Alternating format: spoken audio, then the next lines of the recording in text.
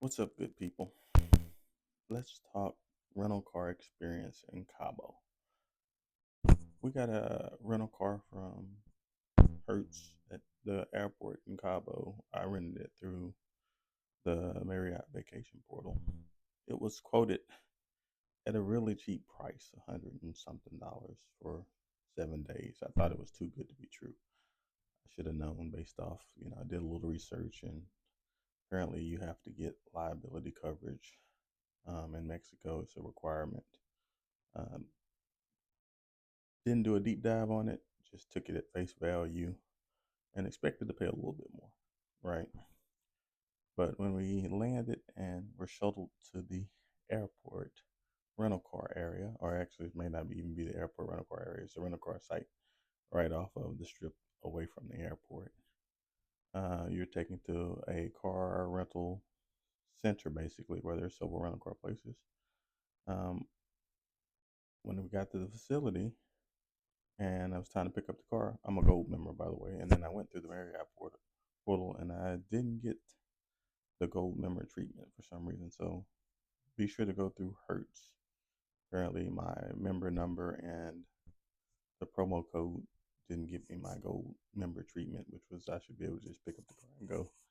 It's, Obviously, it must be a different experience when you're in Mexico versus in the U.S. Because whenever I rent cars stateside, and I'm a gold member, I just walk to the bay, pick up the car, and I'm good to go.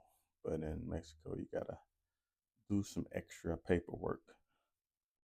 But I say all that to say, when it boiled down to getting the car and what I paid for the car, it was a different experience. You should be prepared for it.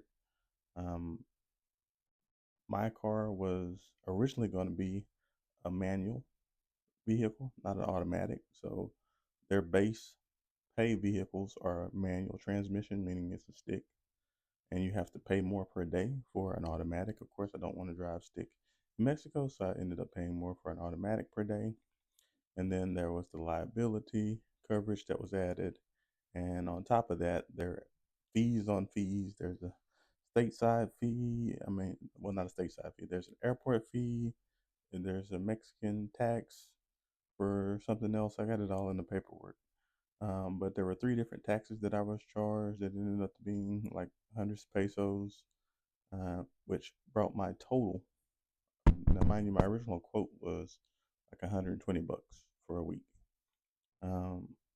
But I ended up spending roughly like $470 for the rental for a week, which isn't bad when you break it down day by day. But you still need to be prepared to pay more than what you're quoted when you go to Los Cabo. That is the biggest takeaway for anyone. If you're going to stay in San Jose del Cabo, I do recommend you get a rental car because that is a good trip from the airport and you can get around a lot easier. Yeah, there's Ubers, but if you like your freedom to roam and the driving down in the area, they drive on the right side of the road. So it's not a bad situation when it comes to driving in Los Cabo. But be mindful of the rental car fees. Expect to pay more than what you were quoted online, and you should be all right.